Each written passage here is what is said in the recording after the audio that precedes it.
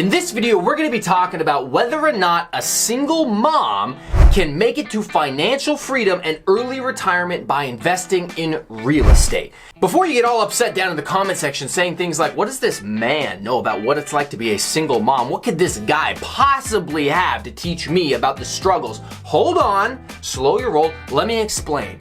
I'm a single dad. But unlike most single dads who don't have custody of their kids, I have full custody of my son. I have sole custody of my son. I know what it's like to have to do everything 100% by myself. There is no other parent in the picture. I know what it's like to not get child support payments. I know what it's like to have to be responsible for every decision. I know what it's like to have to pick them up, drop them off to school, take them to the dentist, get them to the doctor, and deal with the day-to-day of changing the sheets in the middle of the night when somebody got sick. I get it. I know the struggle you're going through, how little time you have, how little energy you have, how tough it is to get the support that you need just to get your kids to and from daycare and make it to your job. I get it. I also grew up unbelievably poor on Section 8 housing, government assistance, food stamps, free lunch, and WIC. I understand the struggles that most single moms and most single parents are going through. But you know what else I know? I know what it's like to buy 15 rental units in 5 years during one of the most difficult purchasing times in the history of real estate and become a millionaire, creating passive income and additional income to supplement my regular job through real estate investing. So in this video, I'm talking to the single moms. So they have the children living with them most of the time, and therefore they're the ones with less time and more obligations that make it harder for them to get started investing. So I understand your struggle. I know how hard it is to do what you're doing, but I want to hopefully inspire you to believe in yourself. Because if I can do it, there's no reason why you can't do it. Again, I know what it's like to have all of those struggles and challenges and difficulties and that uphill battle that's working against you, but I also know what it's like to become a millionaire and buy 15 rental units in a 5-year period during a very, very competitive, hot real estate market and do all of that while going through the challenges you're going through. So please, if this is the topic you're looking for, if this content is beneficial to you, like the video, sub to the channel, help your boy out. I am trying to get the message out there to more people because I want to help people and everything that I make is free. So why not give back to me just a little bit? Now, why don't we jump right in? Now let's talk about the elephant in the room. Why is it so challenging as a single parent to get started investing in real estate? And it is challenging. Most two-parent households, or shoot, two-income households with no kids have it way easier. They've got more time, they've got more help, they've got more money. As a single parent, these are the things that are constrained on you. And when it comes to investing in real estate, guess what? It takes time, it takes energy, and it takes money. You are already handicapped. You're already at a disadvantage, and I'm not going to sugarcoat it for you. I'm going to be straight up honest. You have to outwork people. You have to put more to get back what you want. You're going to have to sacrifice more, get up earlier, stay up later, and push yourself further than somebody who doesn't have these challenges. If you can't wrap your mind around the mental shift you need to do to accept that the only person coming to help you is you, you're going to fail. So take it upon yourself right now at the beginning of this video. Say to yourself, I understand. The only person digging me out of this hole is me. There's the shovel. I've got to pick it up. It sucks. It's not fun. It might not be fair. You might not deserve the situation you're in. Maybe somebody else lied, cheated, whatever it is. I get it. But the only person who's going to help you is you. And you have to recognize that. So you have a lot less time. I get it. You want to spend time with your kid, and you're probably saying to yourself, look, if I devote a whole bunch of time to get started investing in real estate, that's time that I could be spending with my child. That's time I'll never get back. Is it more valuable for me to spend that time with my kid? Or is it more valuable for me to go spend the time investing in real estate and learning about it so that I can then maybe provide a better lifestyle? Well, that's a choice and that's a decision that only you can make. But let me tell you why I made the decision that I made. So my son, I got full custody of him when he was 2 years old. He's now 7. It's been 5 years. And in those 5 years, I have not spent as much time with him as I wish I could. And that makes me feel guilty. I feel guilty about it. I wish that I could have given him more of my time. Now, that's not to say that I didn't spend time with him. I've taken him to take him to Brazilian Jiu-Jitsu. He comes with me to soccer. We go to the gym together. We spend a lot of time together. But as a parent, you always feel like, well, could I have done more? Should I have done more? If he has a problem, is it because there was a deficiency in my parenting?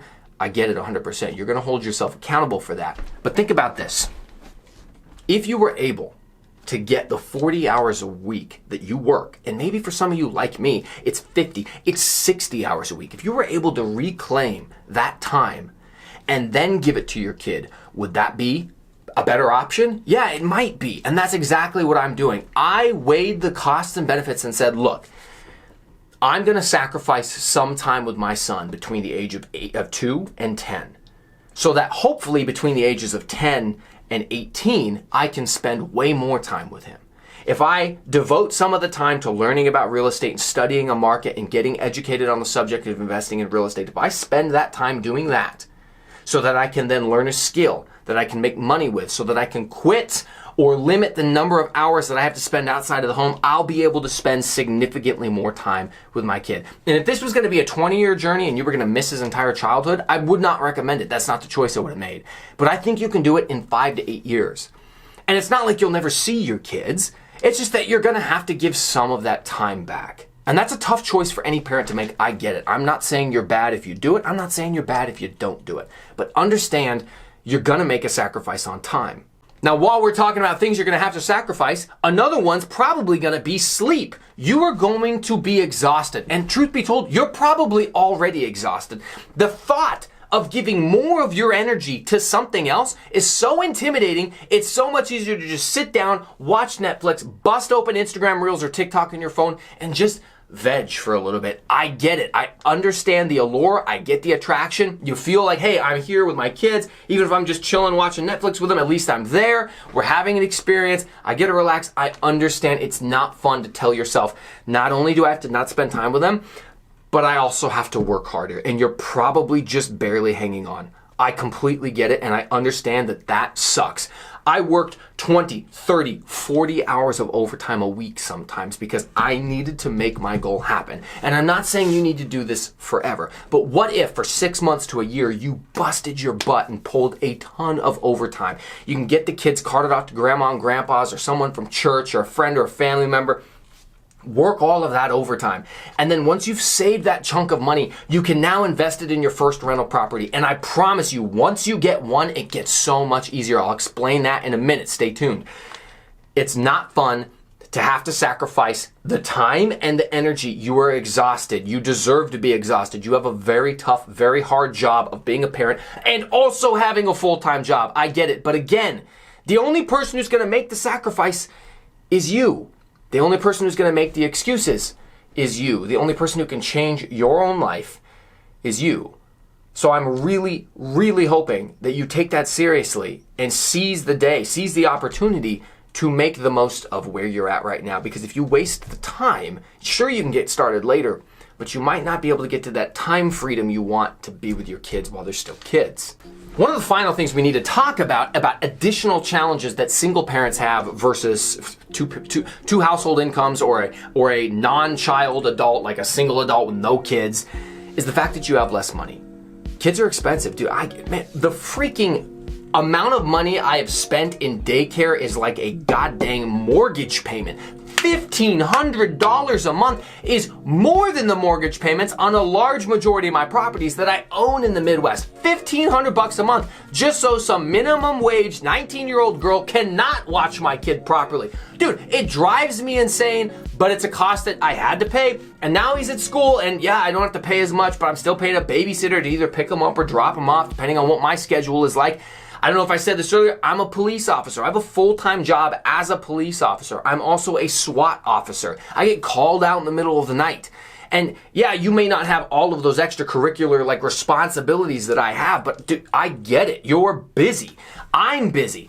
And then you spend all of this money in daycare, plus the kids gotta eat. You know, they gotta have clothes. They're expensive little snots. And I love my son very much.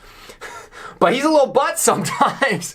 But he's expensive, and you've got all this extra money you got to funnel towards that kid. Or maybe you're on government assistance. Maybe you think, I cannot start investing in real estate because I don't make enough money. And here's a problem that you may have encountered that I encountered when I was a kid. And I had a conversation with my single mom because she was living off of Section 8 and food stamps.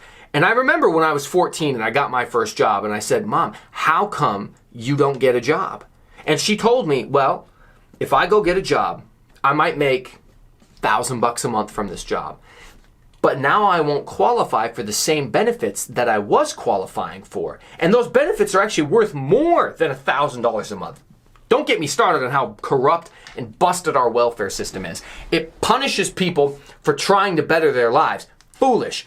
I don't understand why we can't just maintain that level of welfare and let people work, and then maybe years down the road we can figure out some way to adjust or something, but makes no sense and it traps people in poverty, and I hate it. That being said, the only way you're gonna get out is if you bite the bullet. It sucks, but it's the only way you're gonna get out. Yeah, you're gonna have to work. You're gonna have to work overtime. You're gonna have to figure out a way, as unfortunate as it is, to bring that income down when it comes to the social services while getting your income up.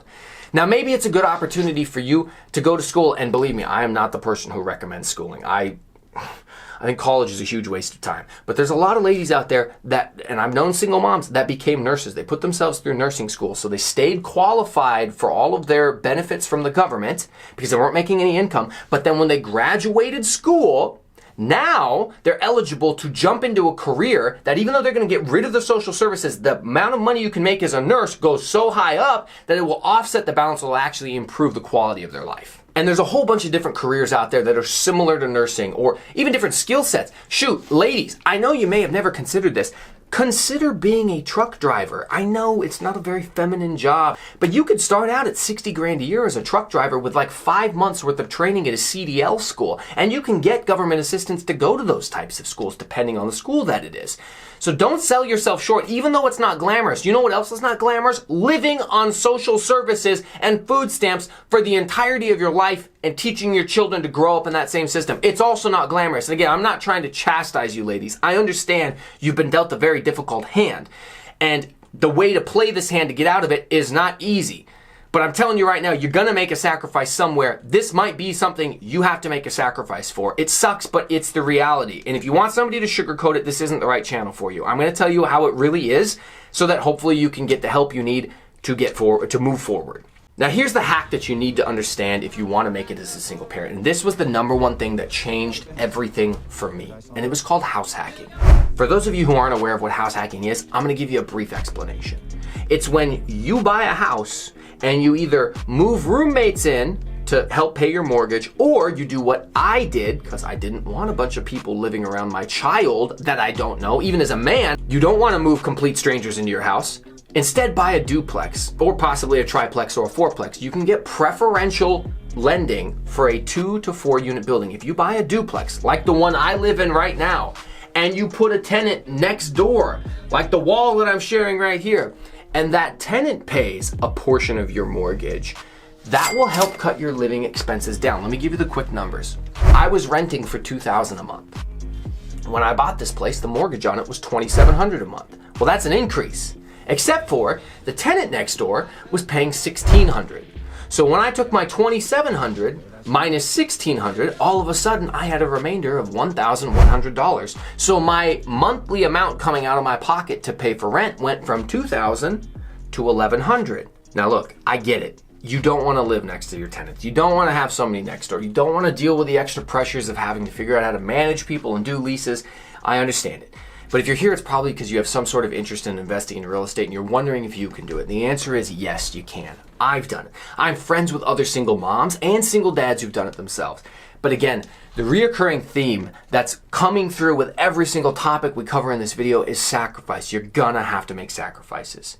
That is the life that you have right now. And you've got to figure out how to wrap your brain around it and accept that you're gonna have a harder path than most people. So figure out how to make a house hack work. If you can just get into that first property, the first thing that's gonna happen is your living expenses are gonna drop substantially. When that happens, you now have extra income that was previously allotted towards different things, or maybe you were working overtime just to get by and now you can ease back off of it a little bit. Now, of course, my suggestion would be to not ease back off of it, keep working it, bank the extra money so you can buy another rental property, but this might bring you the peace you need in your life to make things easier. And even with just one rental property, from the day you buy it to 5 to 8 years down the road, the amount of money that you're going to be able to increase in terms of just what rent's going to do as rent goes up, but your payment stays the same, you're going to see the benefits of investing in real estate play out in your own life substantially. And it happens very quickly. Now look, if you've got questions, I want you to leave them down below, because there's a bunch of different challenges that you may be facing as a single mom or a single parent in your particular market or with your particular background, or the struggles or the stress that you have. I'm no stranger to the whole, here's another thing I dealt with, you might have dealt with. Oh, look at that, we're getting divorced. Somebody tried to financially sabotage me by taking out credit in my name to trash my credit. And luckily I was able to find it, and it wasn't so much that I was able to get it paid off. But I have a friend who, upon his divorce and getting full custody of his children, found out there was $300,000 of credit card debt in his name that he had never been any part of. They had all been taken out by that significant other who was now out of the picture in an attempt to financially ruin him. There are so many different problems that you might be encountering as a single parent, but what I want you to take away from this is have hope. Hope is one of the most powerful emotions, and it's unique to the human spirit and human condition. We have the ability to do damn near anything if we just believe in ourselves. And sometimes it's really tough because you might be down and out for the count. You might feel betrayed, abandoned, hopeless, and I don't want you to get to that point. I want you to believe in yourself. I want you to look at me, look at the people that I've referenced in this video, and realize that not only can you do it, other people are doing it. There's a community of people out there who will help you. So please, like the video, sub to the channel, leave a comment, message me on Instagram at Millennial Mike. I'll do whatever I can to help you. I always respond to the messages I get. It's free. I don't charge anybody anything, and I will respond. Hopefully this video was beneficial, and if so, I'd love to see you in the next one. I'll catch you guys later.